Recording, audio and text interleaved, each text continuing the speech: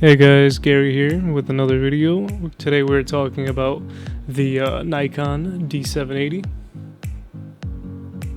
Today we're going to be talking about little details about the camera that I actually really like, and I'm actually coming out from the D750 myself, which was an amazing camera.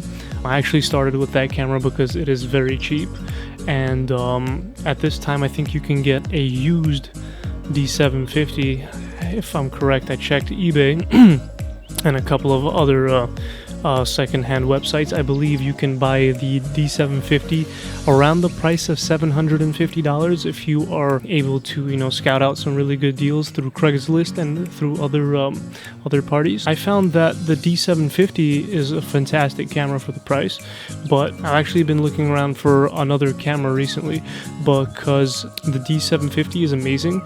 And what's really cool is that the new mirrorless cameras that have come out, they have amazing features that the D750 did not have. One of these features is really good focus in live view and a touchscreen. So for myself, I feel like a touchscreen is actually really important for a photographer, for his creativity, because I feel like a touchscreen actually enables you to have more creative shots. I understand there are some people that believe that you should be shooting through a live view.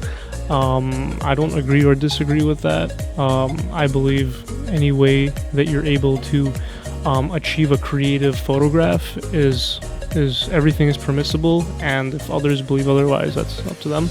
This Nikon the D780, what's great about it over the Z series cameras is, first of all, you got a 2-card slot over here. That is a must if you're a professional photographer. The next thing is that you get a really fat feel in your hand. I really like this bulky feel, and I feel like the Z series does not have that bulky feel. I understand that some people would say, well, you're crazy because the bulky feel is annoying, because after a full day of photographing a wedding, which I do, it's something that you don't want. But for me, it's different. I happen to be liking the heavier build. This actually has a magnesium alloy body, which makes it really strong, has a very nice weather sealing too. What's also really nice is that you have an optical viewfinder. I understand that the Z6 has a electronic viewfinder, but the thing is, for me, is the electronic viewfinder is not as fast as your eye. So technology has gone really far, but the ability to see something, see a moment through your eye, through a mirror, just is, I can't explain it. It's just that moment when you see it and you want to capture it, and your brain connects to your finger and makes it click that button. It's just completely different. You can't get that with an electronic viewfinder unless you're shooting maybe video and you're doing continuous capture, which I don't do. I do strictly photography, maybe for now. That's what I'm doing. Maybe in the near future I'll get into video and we'll be shooting video. Going back to the topic of why I switched from the D750 to the D780 is that the D750 actually had a very slow focusing system when I came into live view. If you see this live view mode over here, if you just press the button, it just shoots it. It just shoots it and it comes to the picture. And again, I'll show you right here. Boom. Right there, it's done. It's amazing, and the sound is just phenomenal. Also, I love the way it sounds. Hold up, let me bring it to the mic. I don't know if you can hear that, but that just sounds amazing. This camera shoots 12 frames per second. It is a 24 megapixel camera like the D750. It has an Speed 6 processor, which is 2 processors ahead of the D750. It actually has the same processor as the Z6. This camera is exactly a Z6. This is a Z6 in a fatter body with an optical viewfinder and 2 card slots. This is an absolute monster. I love it. I haven't actually gotten to test it for a full day of a wedding. I've shot a couple of portraits with it. I've shot video with it. Video is phenomenal on it. Video is just unbeatable on this camera. Well, people can say, you need to shoot N-Log, you actually need an external recording device, which kind of sucks. There is no IBIS on this camera, which is, I guess, annoying for some people, but for me, it doesn't really matter because I shoot photo.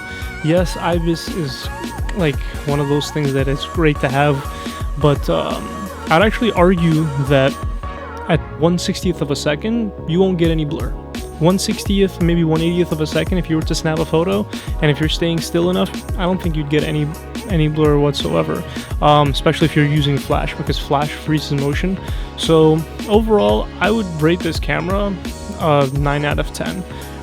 Maybe the reason I would give it a 9, because I feel like the D780, it being the step up to the D750, actually would have preferred them to come out with a new processor, maybe an Expeed 7 processor, because I don't know, maybe you guys would argue with me. I think that an Expeed processor, a new one, is long overdue, and I feel like an Expeed 6 is a little bit too slow.